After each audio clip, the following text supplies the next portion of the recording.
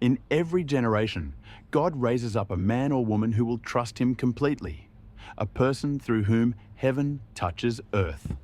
In the 1800s, that man was Dwight Lyman Moody, a farm boy who became one of the most powerful evangelists in Christian history.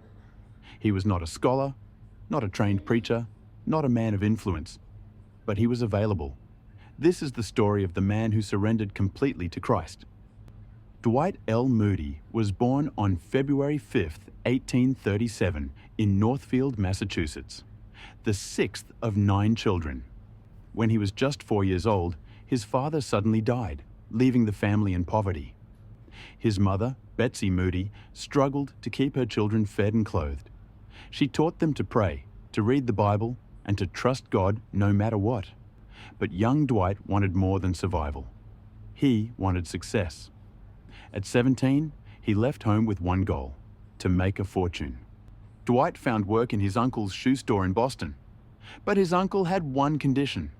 If Dwight wanted to stay employed, he had to attend church and Sunday school every week. Dwight agreed, but his heart wasn't in it. He was chasing money, not God.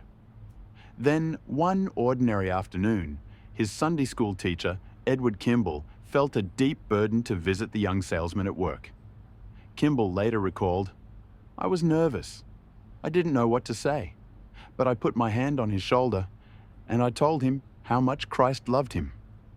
Right there, in the back room of that shoe store, Dwight L. Moody gave his heart to Jesus Christ.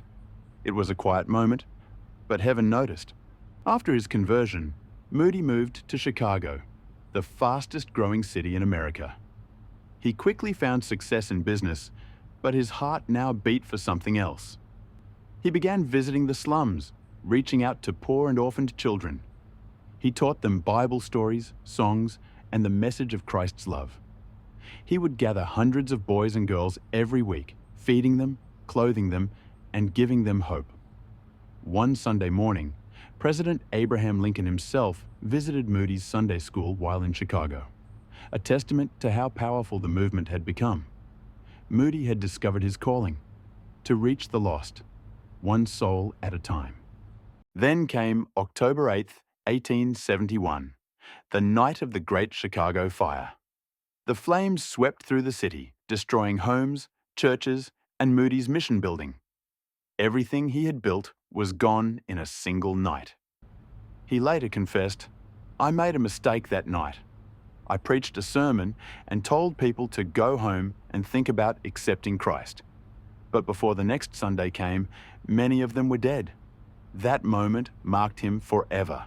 From then on, Moody never preached without calling people to make a decision right then and there. The fire burned down his city, but it also ignited a new fire in his soul. After the fire, Moody met a man in London named Henry Varley, who told him something that would define the rest of his life. Varley said, "The world has yet to see what God can do with a man fully consecrated to him." Moody thought deeply about that. He didn't have education, eloquence, or great talent, but he had a willing heart. He responded, "By God's help, I aim to be that man."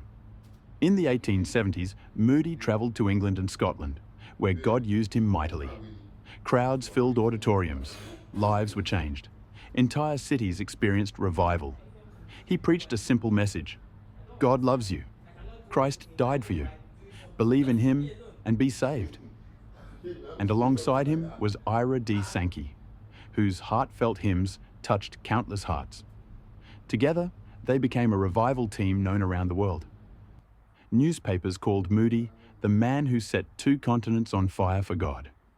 Yet he always pointed back to Christ, saying, "There's no better book than the Bible, no better life than the life lived for God." In his later years, Moody devoted himself to training others. He founded Moody Church, Northfield Seminary, and the Moody Bible Institute in Chicago, a school designed to equip ordinary men and women for ministry. He wasn't impressed by worldly success. He once said, "I would rather be able to pray than to be a great preacher." Jesus Christ never taught his disciples how to preach, but only how to pray.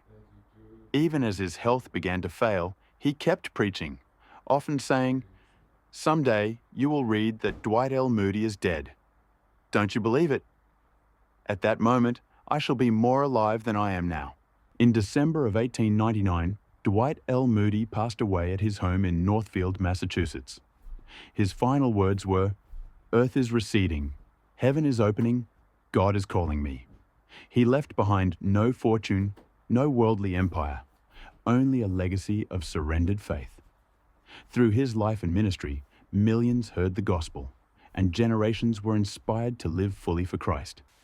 Dwight L. Moody's story reminds us that God doesn't need perfect people. He needs surrendered ones. He once said, "Let God have your life. He can do more with it than you can." And that is still true today.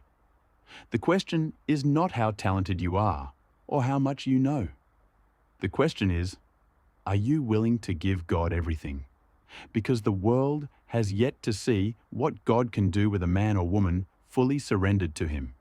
Dwight L. Moody, the man who surrendered completely to Christ. Subscribe for more stories of faith and revival.